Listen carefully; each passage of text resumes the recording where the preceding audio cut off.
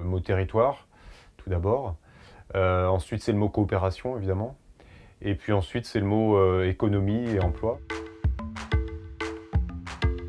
Alors la Fontaine aux Livres, c'est avant tout un projet de quartier à la base. Avant Fontaine aux Livres, il y avait une association préexistante qui existait depuis 1997 et qui travaillait sur l'accompagnement des porteurs de projets sans spécialisation spécifique livre. Donc l'accompagnement des porteurs de projets sur le territoire d'un quartier, le quartier de la Fontaine-aux-Rois, situé en zone politique de la ville, dans Paris, dans le Bas-Belleville. En 2004-2005, il y a eu repositionnement de l'association suite à un diagnostic de territoire et le constat qu'il y avait une forte dynamique autour de l'édition et de la librairie, d'une association qui était sur l'accompagnement au montage de projets.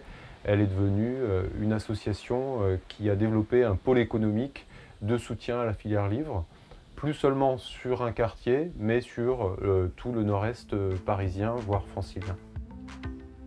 En créant ma maison d'édition, j'ai eu envie d'être plus près d'une réalité, je veux dire celle de l'arc-en-ciel.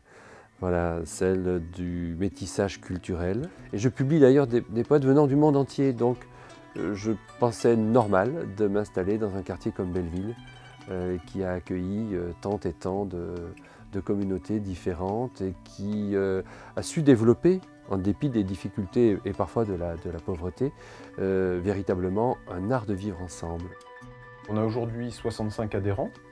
On vise à l'horizon fin 2014 une centaine d'adhérents. On pense que c'est une taille critique suffisante pour mener à bien des projets plus ambitieux. Donc la typologie des adhérents aujourd'hui, nos adhérents sont à 60% des éditeurs.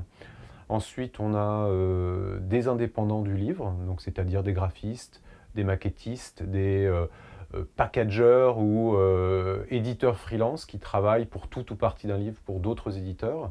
Et puis des activités aussi liées au numérique, que ce soit médias ou à la diffusion, distribution. Et puis on accueille également tout type d'autres activités. On a un diffuseur qui vient de nous rejoindre, quelques librairies évidemment. On a 3 activités qui visent le même but, donc c'est participer et contribuer au développement économique des structures indépendantes de la filière livre sur le territoire.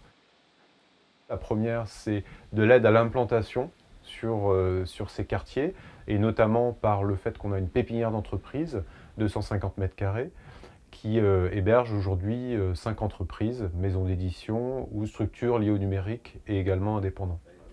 L'installation de cette pépinière d'entreprise dans une zone politique de la ville montrait notre volonté de développer le quartier, montrer que l'activité était possible, l'activité économique, développer l'activité économique dans ces quartiers était possible. On a intégré la pépinière, si mes souvenirs sont bons, début mai de cette année. Jusqu'à présent, on était en télétravail. C'est la force que nous a donné vraiment Fontaine aux Livres, de pouvoir se retrouver tous ensemble, abandonner le travail depuis chez soi et tout seul derrière son écran pour pouvoir se retrouver dans un bureau et faire progresser la société de manière plus efficace. Si on n'avait pas été là, on aurait passé une partie de notre temps non négligeable à faire des choses qu'on ne pouvait pas se permettre étant donné le peu de personnes qu'on était. Depuis 4 ans, on a hébergé une dizaine d'entreprises. Il y a eu plus de 20-25 emplois qui ont été créés ou consolidés grâce à notre action. Nous avons l'idée de développer un lieu à plus grande échelle de plusieurs centaines de mètres carrés, regroupement à la fois l'activité de pépinière, donc pour des jeunes entreprises, une activité de bureau plus pérenne pour des entreprises qui ont déjà passé certains caps, et puis des bureaux en coworking pour des indépendants, puisque les indépendants de la filière, notamment des graphistes ou des maquettistes, ont besoin aussi de lieux où se retrouver, et pas uniquement se retrouver entre eux, mais trouver également des synergies avec des éditeurs qui seraient présents avec d'autres métiers. C'est un réseau d'entraide de professionnels du livre, donc ce qui est sympa, c'est de ne pas être tout seul, parce que le jeune chef d'entreprise, c'est souvent seul. Là, donc c'est sympa de travailler avec des gens au quotidien qui font le même métier ou proches que vous. La deuxième activité, c'est de l'animation de réseau, et donc l'aide à la fois à la rencontre des professionnels, à l'initiation de nouvelles coopérations. Rencontrer du monde, ils organisent des petits trucs sympas comme les bistrots de l'édition, les déjeuners, donc il y a le côté convivial qui permet de manière assez informelle de rencontrer d'autres professionnels. C'est pas comme sur un salon ou si c'est des rendez-vous dans des maisons d'édition ou dans les bureaux, donc ça permet de discuter de manière tout à fait simple et libre et sans forcément intérêt. La troisième activité qu'on a commencé en 2012 et qu'on développe fortement en 2013, c'est l'activité de formation. C'était un besoin qui s'était fait ressentir très tôt.